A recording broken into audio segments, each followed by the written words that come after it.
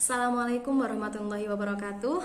Bertemu lagi dengan saya anak-anak di mata pelajaran fikih. Nah, sekarang saya akan menyampaikan materi fikih kelas 8 semester 2. Seperti yang sudah saya sampaikan sebelumnya, sekarang kita akan memasuki materi tentang zakat. Jadi, untuk materi fikih kelas 8 semester 2 ini adalah tentang bab zakat. Oke, langsung saja saya terangkan. Jadi, sebelumnya bisa disiapkan alat tulisnya, kemudian kalian bisa mencatat ya, biar kalian juga punya catatannya. Baiklah, langsung saja anak-anak. Zakat. Nah, zakat di sini dibagi menjadi dua. Yang pertama adalah zakat mal atau zakat harta benda. Yang kedua adalah zakat fitrah, adalah zakat jiwa. Mungkin anak-anak sudah familiar dengan yang namanya zakat fitrah, karena memang untuk mengeluarkannya ini dikeluarkan pada saat menjelang Idul Fitri. Nah, yang akan kita bahas sekarang, yang pertama terlebih dahulu yakni zakat harta benda. Baiklah anak-anak, zakat harta benda itu ada 5 ya. Ada 5. Yang pertama adalah binatang ternak. Jadi binatang ternak itu juga termasuk dari harta benda yang wajib dizakati. Yang kedua adalah barang berharga. Yang ketiga adalah hasil bumi. Hasil bumi yang dimaksud di sini adalah semacam biji-bijian. Kemudian yang keempat adalah buah-buahan. Dan yang kelima adalah harta perniagaan. Langsung saja kita bahas satu-satu. Yang pertama adalah binatang ternak. Binatang ternak apa sajakah yang harus atau wajib dizakati? Binatang ternak yang wajib dizakati ada 3. Yang pertama adalah unta, yang kedua adalah sapi, yang ketiga adalah kambing. Nah, pertanyaannya, kenapa ketiga binatang ternak ini? Kenapa unta, sapi, dan kambing? Karena ketiga binatang ternak ini adalah binatang ternak yang bisa memberikan manfaat kepada orang banyak. Kenapa seperti itu? Karena ketiga binatang ternak ini adalah binatang ternak yang bisa dikatakan mereka bentuknya besar. Dan otomatis dagingnya juga banyak. Sehingga ketika nanti dibagikan, nah ini akan memberikan banyak manfaat. Jadi inilah kenapa binatang ternak yang wajib dizakati adalah unta, sapi, dan kambing. Nah, kemudian apa saja syaratnya? Seperti yang sudah pernah kita bahas di kelas 7, bahwasanya setiap sesuatu pasti ada syaratnya. Artinya kita wajib mengeluarkan zakat pun juga ada syaratnya. Nah, yang pertama binatang ternak ya, kita masih membahas binatang ternak. Yang pertama, syarat wajib binatang ternak. Syarat wajib binatang ternak artinya kita harus mengeluarkan zakat kalau kita sudah memenuhi beberapa syarat ini. Nah, apa saja syaratnya? Yang pertama syaratnya adalah Islam. Jelas orang itu harus beragama Islam. Yang kedua, dia adalah orang yang merdeka. Merdeka sudah pernah kita bahas sebelumnya, artinya dia bukan seorang budak. Dan insya Allah sekarang sudah tidak ada lagi yang namanya budak. Kemudian yang ketiga adalah hak milik sempurna. Apa yang dimaksud dengan hak milik sempurna? Artinya ternak ini adalah kepemilikannya secara penuh, miliknya sendiri. Kemudian yang keempat adalah mencapai nisab. Nah, apa yang dimaksud dengan nisab? Nisab adalah kadar ukuran atau batas tertentu atau batas minimal untuk mengeluarkan zakat. Contoh, yang pertama saya kasih contoh adalah kambing. Misalnya kita berternak kambing. Nah, kebetulan ternak kita ini sudah banyak. Maka kapan kita wajib mengeluarkan zakat? Salah satu syaratnya adalah kalau kambing kita ini sudah mencapai nisab. Nah, berapa nisabnya kambing? Nisabnya kambing itu adalah 40 ekor. Artinya kita wajib mengeluarkan zakat kalau ternak kambing kita sudah mencapai 40 ekor. Itu yang dimaksud dengan nisab. Lalu bagaimana kalau misalnya kambing yang kita miliki ini hanya katakanlah 30 ekor? Apakah sudah mencapai nisab? Belum. Karena nisabnya kambing adalah 40, kemudian kita hanya memiliki 30, artinya kita belum wajib untuk mengeluarkan zakat. Kenapa? Karena belum mencapai nisab. Bisa difahami anak-anak? Oke, kemudian yang kelima adalah mencapai haul. Apa itu haul? Haul adalah 1 tahun. Artinya kita sudah memiliki ternak kambing itu selama 1 tahun. Kalau kita sudah beternak itu selama 1 tahun, artinya sudah mencapai haul, maka sudah memenuhi syarat untuk mengeluarkan zakat. Kemudian yang keenam adalah digembalakan. Jadi kita beternak, kemudian juga kita gembalakan, kita beri makan, kita beri minum. Begitu. Jadi untuk syarat wajib mengeluarkan zakat binatang ternak tadi ada 6. Yang pertama adalah Islam, yang kedua adalah merdeka, yang ketiga adalah mencapai nisab, ya benar, mencapai nisab. Kemudian yang keempat adalah hak milik sempurna, kepemilikan secara penuh. Yang kelima adalah mencapai haul, dan yang terakhir digembalakan. Paham anak-anak?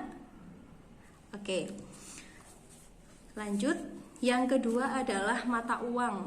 Artinya barang berharga itu dulu pada zaman dahulu ini dijadikan semacam uang, semacam alat yang berharga yang digunakan untuk jual beli. Makanya disebutkan sebagai barang berharga.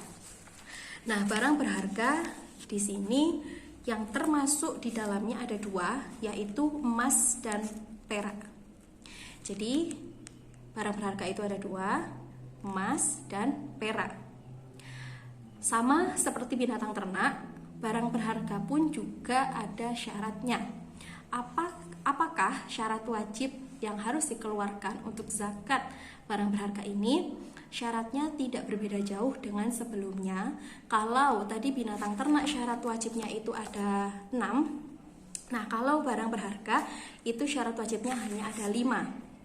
Sama, yang pertama Islam, yang kedua adalah merdeka, yang ketiga hak milik sempurna atau hak milik penuh, yang keempat mencapai nisab, sedangkan yang kelima adalah mencapai haul. Perbedaannya di sini adalah kalau tadi binatang ternak ada digembalakan, kalau barang berharga tidak ada.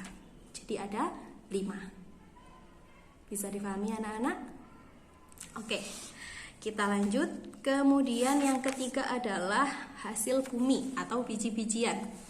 Nah, sedangkan hasil bumi wajib dikeluarkan zakatnya dengan 3 syarat. Jadi kita harus mengeluarkan zakat hasil bumi kalau sudah memenuhi 3 syarat. Apa sajakah syaratnya? Syaratnya adalah yang pertama, hasil bumi tersebut ditanam oleh manusia. Artinya hasil bumi itu memang ditanam, kemudian dirawat, ya. Yang kedua adalah merupakan makanan pokok yang bisa disimpan tahan lama. Nah, seperti yang saya katakan tadi di awal, bahwa yang dimaksud dengan hasil bumi di sini lebih ke arah biji-bijian. Nah, makanan pokok tahan lama, contohnya apa? Seperti beras, kemudian apa lagi? Gandum, ya. Jadi makanan pokok yang mengenyangkan, yang bisa disimpan tahan lama. Nah, itu. Yang ketiga adalah telah mencapai nisab. Nah, berapakah nisabnya? Untuk nisab biji-bijian ini adalah 5 wasak. 5 wasak, ya. Apa itu 5 wasak? 5 wasak itu kalau di dalam perhitungan kita itu kurang lebih sama dengan sekitar 720 kg. Artinya kalau kita punya lahan, kemudian kita tanami dengan makanan pokok, kemudian kita panen, dan ketika hasilnya mencapai minimal 5 wasak itu tadi, yakni kurang lebih 720 kg, artinya sudah memenuhi syarat untuk mengeluarkan zakat. Bisa dipahami anak-anak? Oke. Perlu diketahui bahwasanya 720 kg ini adalah nisabnya hasil bumi secara global, secara umum. Sebenarnya setiap hasil bumi ini kan timbangannya berbeda. Seperti beras misalnya, ada kalanya sudah menjadi beras, ada kalanya masih menjadi padi. Nah, sebenarnya itu perhitungannya berbeda, tapi di sini saya sampaikan secara umum saja agar kalian bisa memahami terlebih dahulu dan agar kalian nggak bingung, begitu ya. Oke, lanjut yang keempat adalah buah-buahan. Nah, buah-buahan yang dimaksud di sini ada 2, yaitu kurma dan anggur. Kenapa kurma dan anggur? Karena dulu pada zaman dulu yang sering ditanam oleh manusia waktu itu di daerah sana ya, ini adalah kurma dan anggur. Kemudian kurma dan anggur sendiri itu juga bisa dikeringkan, juga bisa diproduksi sebagaimana rupa sehingga bisa menghasilkan begitu. Nah, untuk syarat wajibnya di sini ada 4, tidak berbeda jauh dengan sebelumnya. Yang pertama adalah Islam, yang kedua merdeka, yang ketiga mencapai nisab, dan yang keempat mencapai haul.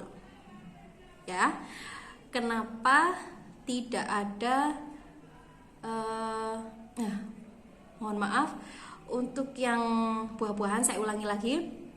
Syarat wajibnya ada 4. Yang pertama adalah Islam, yang kedua adalah merdeka, yang ketiga adalah hak milik penuh. Tadi kelewatan ya, hak milik penuh. Yang keempat adalah mencapai nisab.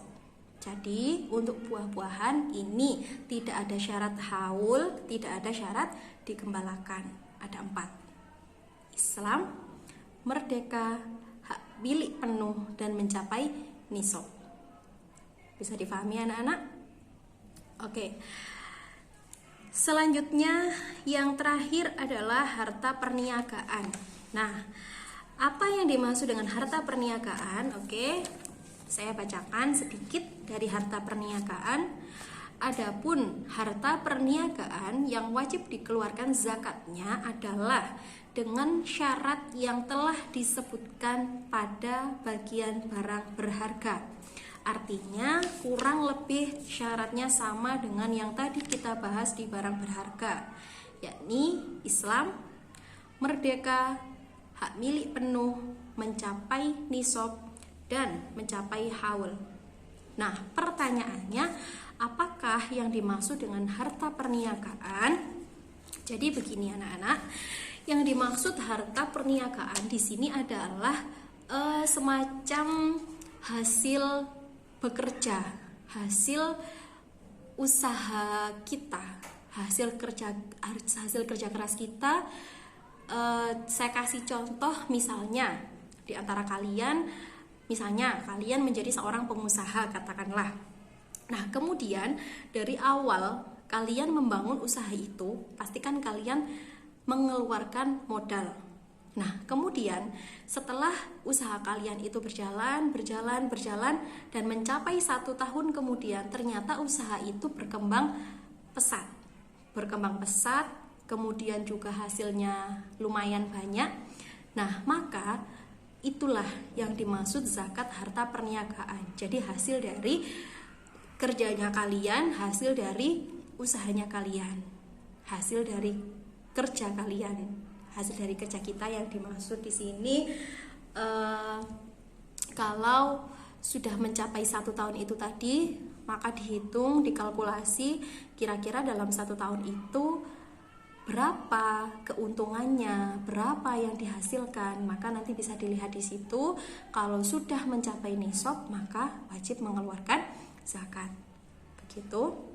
Kemudian sama halnya dengan profesi. Nah, misalkan menjadi dokter atau menjadi seorang insinyur atau menjadi seorang bekerja sebagai pilot misalnya, katakanlah gajinya atau pendapatannya juga besar, kemudian dalam 1 tahun ini bahkan sampai puluhan juta misalnya ya. Nah, ini nanti juga masuknya ke zakat harta perniagaan. Begitu. Dari sini ada yang ditanyakan? Nanti kalau misalnya ada yang mau ditanyakan, bisa langsung hubungi saya. Insya Allah akan saya jawab ya, jangan sungkan-sungkan. Meskipun kalian di rumah, kalian harus tetap belajar. Kemudian kami pun juga akan menyampaikan materi. Dan jika kalian tidak paham, jika ada yang perlu ditanyakan, silakan ditanyakan. Begitu. Oke anak-anak, saya rasa cukup untuk materi hari ini. Mungkin nanti untuk nisab yang lain-lain akan saya bahas di pertemuan selanjutnya. Jadi tadi yang saya terangkan seperti kambing nisabnya 40 itu untuk contoh, artinya agar kalian paham bahwa yang namanya nisab tadi adalah batasan, ukuran batasan kadar minimal tertentu untuk mengeluarkan zakat. Nah, sedangkan nisab yang lainnya bagaimana? Nanti akan kita bahas di pelajaran selanjutnya. Oke, mungkin cukup itu materi hari ini. Saya rasa cukup sekian. Pelajari dengan baik, fahami dengan baik. Semoga kita semua diberikan kemudahan di dalam belajar dimanapun kita berada. Semoga tetap diberikan kesehatan dan sampai jumpa di pertemuan berikutnya. Terima kasih. Wassalamualaikum warahmatullahi wabarakatuh.